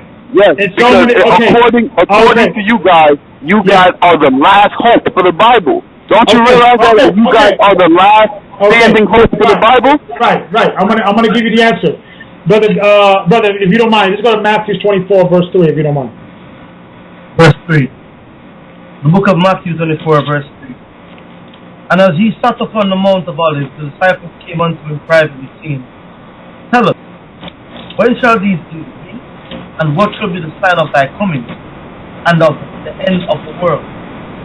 And Yeshua answered and said unto him, Take heed that no man, for many shall come in my name, and I am Christ, and shall deceive many. So when the disciples went to him in privately and said, Listen, can you please tell us when will be the end of your coming and the sign of your return? The first thing that Christ told him, it says, "See ye," it says, "Take heed that no man deceive you, for many shall come in my name, saying, I am Christ," or "I am a Christian," and deceive many. So to answer your question, why there's so many division about Christianity in the Bible is because the Messiah told us there are going to be many so-called Christians coming in my name and deceiving many. You understand? So he was saying that the majority of the confusion are going to come from those that are claiming to be Christian. Technically that verse doesn't say Christians though; it says Christ. Right. So many will come because when you look at the Greek word there, it's defeated, meaning I am Christ, or I come in the name of. Right. I'm coming in the name of Christ. It will deceive many. So what I'm saying is that the majority of the confusion is not going to come from the Bible. It's going to come from those people that are going to claim they are of Christ and confuse many. Now, so how do you explain the Hebrews? So let me answer your question. Have you ever read the Bible for yourself? Yes, I have. Okay. And what you yourself, outside of the Hebrew confusion and all the different domination, all the different religion out there, what do you find confusion about it? Not what you don't understand why, because in the same way as my daughter does not understand why she has to be a better 8, but she understands that she has to be a better 8. What do you do not understand about the Bible since you read it? I've been saying that since I got on the phone. The first thing I said was, why would God create evil if He didn't want us doing evil? Another thing is, why would God say that He doesn't tempt man into sinning? But then on another verse, it says that He tempted Abraham. So there's many things in the Bible that are confusing, my brother. Okay, good question. Okay, that's a good one, by the way.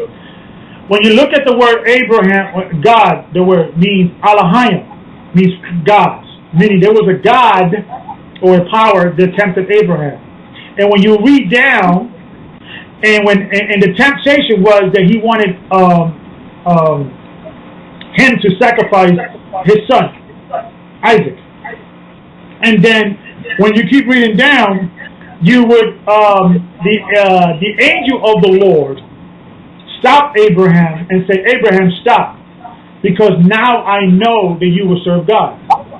That angel that was leading Abraham, the angel that was leading Moses, was actually Christ. See, Christ was testing us, not God. See, that's a missing equation. Listen, that's the missing equation in the Old Testament, because you have to know a little Hebrew.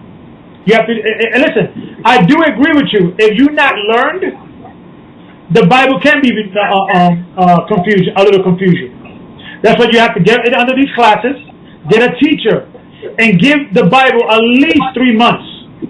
But that's not true though, because I've done that. I've done that, my brother. And when you look at the so-called prophets of God today, we're talking about GOCC, ISUPK, AOC. You guys all disagree. Okay, listen to what I'm saying. Who objectively, brother, who was your teacher in the Bible when you began to teach yourself? Who was your tutor in the Bible when you began to study the Bible? Did you have a tutor at that time? In the spirit of honesty, my brother, to keep it 100%, the person who taught me the most about the Bible was Elder Ricard GOCC through your videos. Okay, good. All right. So when I have answered that question about God tempting Abraham almost at least 5 or 6 times through the years that I have been in my position. I have seen Elder Ricard done it 3 or 4 or maybe 6 times answer that question. So the question is, are you sincerely getting a teacher, or you just basically hearing Elder Ricard to find some level of confusion or some level of tripping him up? I think my advice to you... Not at all. Not at all, my brother. Listen. My advice to you, brother, you should send me your email me your number. Let's discuss these things. And give the Bible at least give me 7 lessons with you. Just 7 lessons. And we go over all the things that you have beef with the Bible. And after the 7 lessons that you're done with me, and you say, you know what, Gabar, I like you, you're a nice guy, but I think, I don't believe what you're doing, then you can make a more balanced and critical decision with your life. Because I think if there is a God, and that God is the Bible, I think you should give it some time. Like, I want to give you an example. Most people, when they want to go to college, when they want to go to get a job, they go to 4 years of college. They dedicate that time to get a career. To get a job, to get a house, an apartment, a girl, wife, and things of that nature. They dedicate at least 4, sometimes even 6 years, whatever the career they're looking for. If they want to, be physically fit, they go to the gym 3 or 4 times a day. They dedicate those hours.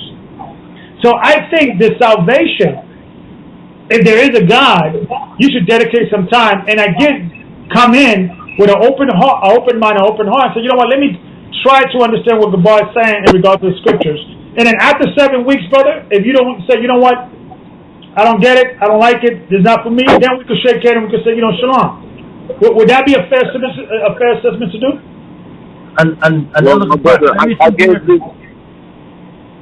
what you're saying. I understand what you're saying. I gave it a chance, though. I've given this a chance. I've done my research, but yes, I understand what you're saying. But go ahead. Right, but what I'm saying is, if you've done your proper research, you would have known that the God that was speaking to Abraham was not the Creator. It was actually the angel of the Lord, which is Christ. So what I'm saying but he was representing God, wasn't he? Exactly. Yes. But remember when they asked Christ, when will you return? And what did Christ say? I don't know when I'm returning. Not even the angels of the Lord. Only God knows. Because when they called Christ good, he said, "There's no one good but the Father." See, Christ is not perfect. Only the Father is perfect. Christ does not know everything. Only the Father knows everything. See, that's listen. If I'm coming from the position of a Christian, right, and I already believe that Christ existed, then what you're saying to me actually makes sense. But now, if I use some critical thinking and I say, okay, if I'm going to believe in Christ, let me see if I can find proof that there was actually a man that was called Christ, or that he actually existed in Jerusalem. And guess what? When you actually do the historical research, there is no proof. There is no proof. Well, brother, wait up, brother. That's why you should grab my email, and that should be one of the questions. Prove that Christ was a historical figure, because I have a plethora of evidence of secular history quoting Christ, quoting even Pilate who crucified him. So there is actually more evidence. Check this out. There is more evidence that Christ, hold on, Brother Gocc, there's more evidence that Christ existed than even, what's his name, Alexander the Great. Then what's the other thing? Because Alexander the Great, his story and his conquest was reported by Ptolemy in the Ptolemy era, almost 300 years later. So we got so what I'm saying is, brother, if you come with an open heart, brother, and just give me 7 weeks of your time, just 2 hours a week, at least you could say, you know what, I gave Gabar what he wanted, and then now I could fairly say I have done the research, and I disagree. So just think about it. My email is goccnyc@yahoo or Gmail, either or. goccnyc@yahoo or Gmail. And then let's continue talking, and then maybe something will come out of it. Nothing comes out of it, at least you got a little smarter at the end of the day. You know a little more things, you know. All right? No problem, my brother. I appreciate the time. Okay, bless you, brother. Brother, Bless you, brother. Brother, before you go, my brother, let me just answer your question again. Let's answer this, my brother, real quick before you go. Write this down, my brother. The book of Isaiah, the 29th chapter and the 9th verse. And it reads, "Stay yourself and wonder, cry out and cry. They are drunken but not with wine. They stagger but not with strong drink. For the Most High hath poured out upon them the spirit of deep sleep, and hath closed their eyes. The prophets and your rulers, the seers, hath he covered." That's why people can't understand the Bible, my brother. Because they're in slumber. Why they in slumber? And the vision of all has become unto him as the word of a book that is sealed, which men deliver to one that is learned, saying, "Read this, I pray thee." And he said, "I cannot, for it is sealed." So these people, my brother, coming with this worldly knowledge and wisdom, claiming to be wise, can't read the book. That's why it's confusing for people out there. Verse 12. Okay, so why could you guys read the book if the Most High has no respect? Let me finish. Let me finish it though, because we're dealing with foolishness all evening. You understand me? We entertain it for about an hour. Let's get the Bible to talk. Verse 13. "Wherefore the Lord saith, For as much as the lip of this people draw near me with their mouth, and with their lips do honor me, but have removed their hearts far from me, and the fear toward me is taught by the precept of men." So because man coming with man bird brain ideas and man's bird brain's concepts, this is why the book is sealed. The precepts of men coming with, well, I'm a God and I can do this. No, my brother, if you're still listening, right? Let's get some history. He said Christ only exists in history, right? And anyways, Elder already said he's gonna send it to you, the list. But we have hundreds of books here and references to the Messiah outside of the gospel that we can go to and find out if he existed or not. That coincides with what the gospel says. We have Cornelius Tacitus, first century Roman historian. We have Josephus. We have Thallus, Pliny the Younger, and the list goes on. All right. So, we can't entertain foolishness no more, brother. Sorry, but get in contact with the elders and you'll get some information. But we're not going to put things out there that is not accurate, because we have people listening to the show who are new, and them things can't be corroborated. That people bringing up that Christ, there was no history of Christ.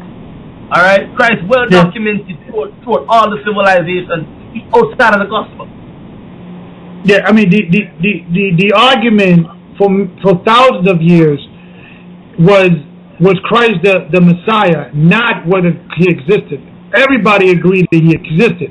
You got all the Roman historians reporting that he existed. There's more recording about him than any other character in the history of the world. What is that Roman or that Greek philosopher? What's his name? We have Tacitus, Cornelius Tacitus, Roman historian. But there was a philosopher. I keep is it Homer? I believe Homer. Don't quote me. That none of his writings existed. All his writings about his life was through his students. Almost 200 years later, writing about a philosopher. Yes. And nobody questioned this guy's existence. So it's what I want to tell the young brother there is that if he's going to make a calculated decision, if he's going to make a decision on Christ, he should make a decision based on reality. And this was my plight when we first got into the Kemet trial. I mean, Kemet on trial, or when we got involved with this, is that most African American, especially young brothers, are out there being misled, and by these brothers that are simply not telling the truth. Like, there is no evidence that Christ ever existed. And when I speak to that brother and I hear that brother, I know that brother's not learned on that subject matter, because if he was learned, he would automatically say, yeah, there is evidence that he existed outside the Bible. And because if we're going to analyze, how do we find out if somebody existed? How we validate if somebody existed? If different independent sources report about the same person in his life, that's what we have. We got fossils. Okay, we have literature writings. Okay, we got eyewitnesses. Contemporary writers during that time. We have their own written material, which is considered primary sources. We don't have any primary sources of Alexander the Great. We don't have any primary sources of the majority of the Caesars that ruled Rome. We don't have any primary sources of a lot of the Egyptian pharaohs. But we have other people writing about them. We don't question their existence. So we have to be fair when we're dealing with these, when we're dealing with this criticism on the Bible, and we also have to, if you're going to reject the Bible, reject it for reasons that outside of, well, there's no evidence that God exists, because there is scientific evidence that there is a designer. There's no evidence that Christ existed. That's a lie, because there is evidence that he existed in secular history. The Bible is too confusion. That goes show me that the brother is not learned, because if he just understands Hebrew and he reads the other books, it talks about it. That was actually Christ, the angel of the Lord tempting him. So we have to make an effort to be truthful when we're making these statements. And so I got to go in a few minutes, brother, because I actually got a meeting. But go ahead, brother. You could continue. Some elder, right? This Afrocentric type of teaching, especially with Egypt or Kemet, right? The thing about this, elder, right? There is no civilization within Africa right now, no community within Africa, within a village, within the bush, within anywhere that deals with this. All right? What exactly? Everybody who come in and claim this Afrocentric understanding about Kemet and all of these things, there is no civilization in Africa today that practices it. No. Right. The Kemet that is taught today by the African American community, the pro-African community, is an imagination in their mind to make young black men feel good about themselves. It was a good effort. It served its purpose, but it's not based on reality. Ancient Egypt worship gods. They have many problems. The so-called high science that people talk about and things of that nature. Even in the Kemet on trial, we proved that the life expectancy of Egyptians was in the late 40s. They have many diseases that even poems. There's a poem of Egypt. There was a writer complaining about all the diseases and all the problems that the Egypt have had. So it fit its purpose. It was a good effort by brothers that got disenfranchised by the Bible because of the white man and went to search another direction. But when you start digging deeper on the actual authentic history and also authentic culture of Egypt and Africa is not what these brothers are teaching. They're sugarcoating, they're cherry picking what they want to teach. They should teach the good, the bad, and the ugly of Egypt in the same way we teach the good, the bad, and ugly of the Bible. We don't hide when we fell. We don't hide when we went off. So that's the reason why I can respect the Bible. Go ahead. Listen, absolutely. You asked some points there. You brought some information that the young brother was not listening to. The question you asked or proposed scenarios, the black man will have been around for millions of years, and the white man, who's a fairly new creation, new to existence, has been able to take them down and conquer them. Based on your evolution, that means the white man is superior to the black man. That is, I wonder if you heard what you said. Yeah, if you read the origin of species by Darwin, he brings a compelling argument why the white man is superior to the black man. So, and he brought in science, he brought equation, mathematical equation, and all of that to prove that the white man is superior. Matter of fact, one of the reasons why they brought in manifested destiny, that it is destiny for the white man to rule the world, is because he is the next best thing in evolution. So you can't, if you're gonna deal with the theory of evolution, however you want to masquerade it, it's Egyptian, science, it's chemic science, Darwin, stole it from us. However you want to equate it. If you go back from the principle of the survival of the fittest, and the concept that things evolve to the process of time, you cannot get away from the fact that the white man will have to be superior because he has conquered in rapid time, in record time, in a short period of time. You can't get away with that. In less than 5,000 years, yes, taken over the earth. And the black man been here for millions of years. I would say the Renaissance. Because the brother was right. In Europe, we have the black Moors. We have the black Hebrews ruling in Europe. So it was not until the Renaissance, which is going back to 400 years, that the white men began to conquer the known world. So not even 4,000. Yeah, you understand what I'm saying? You're right. Not even 1,000 years ago. You're right.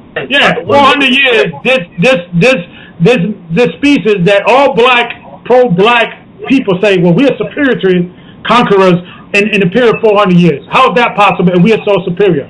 Maybe God had a hand in it? I don't know. That's a good theory too. Let's throw that theory to the table too. That's a good question. Hey, all right, man. Let's take a couple more calls.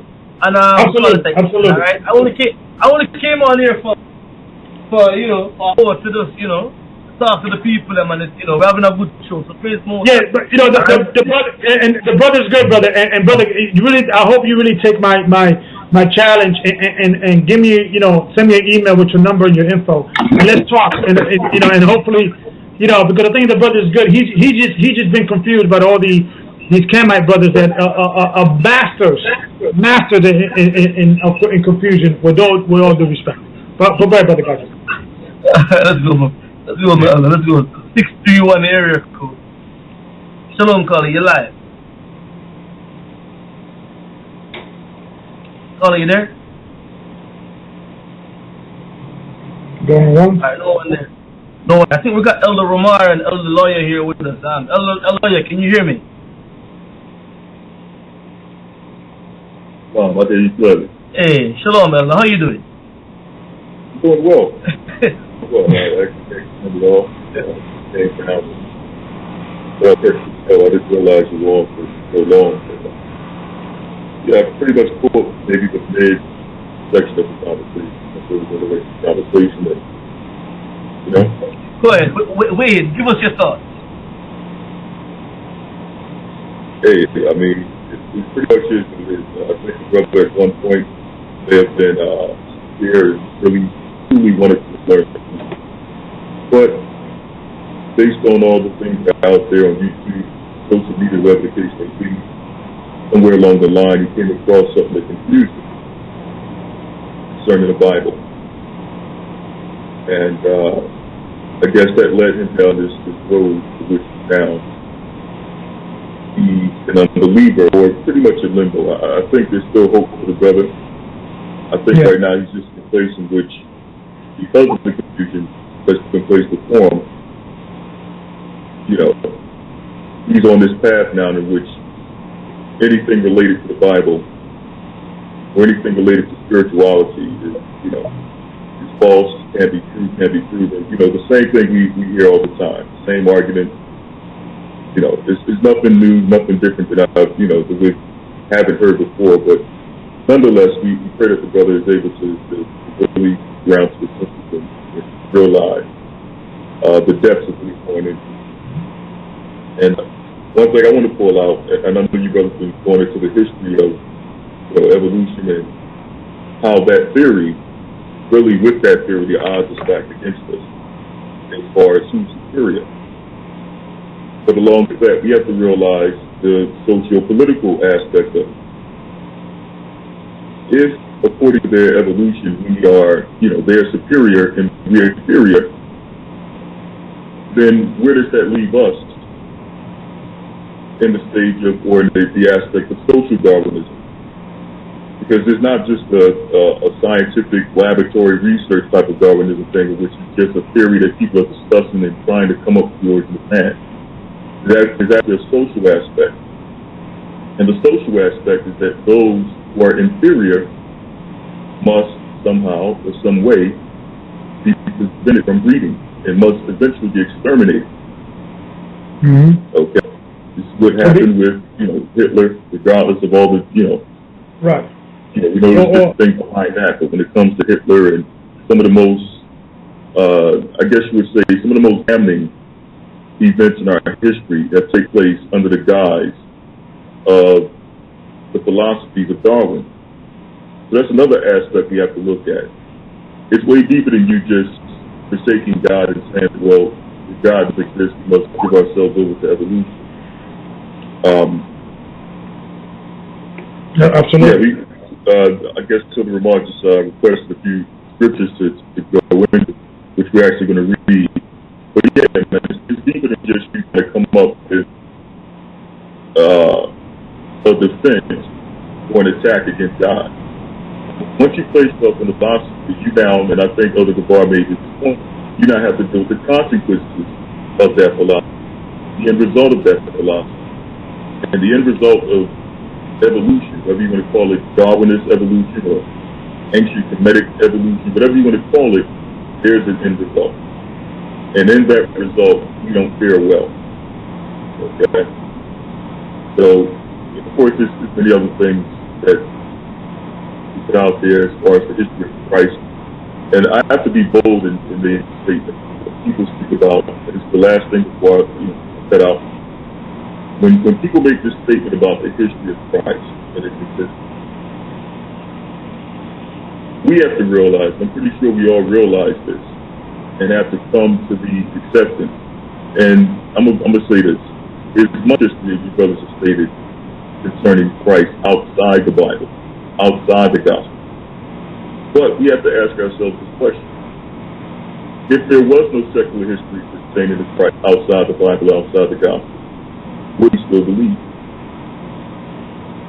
Are we going to base our salvation off of the idea that, well, I couldn't find anything on Christ outside the Bible? You know?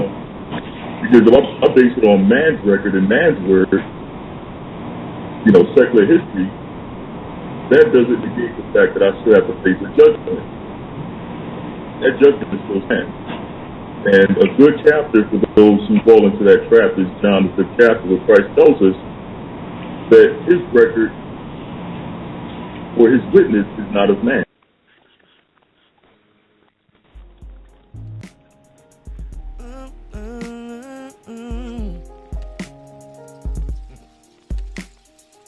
The layoff was devastating, but I found me something new. And this assignment cost a bit more, but I got a clue. Keeping my head up, hands to the man who's up above. Cause he's the one who showed me unconditional love. So when the world's stacked against you and the odds ain't in your favor, you just just keep on pressing on, no matter what they say, 'cause they can't fathom what it is that you believe. So we walk fully trust in Christ and not what we see. By faith, yes, by faith, no other way. By faith, by faith, yeah. By faith, yeah. Open up my eyes this morning, won't be like yesterday. Tossed and I turned on, I got up once more and prayed. Said today will be the same. He has something in store. No worries, no problem. I know there's so much more. So in the world stacked against you when the odds ain't in your favor, you just keep on pressing on, no matter what they say, 'cause they can't fathom what it is that you believe. So we walk fully trust in Christ and not what we see. By faith, yes, by faith, no other way. By faith, yes, by faith.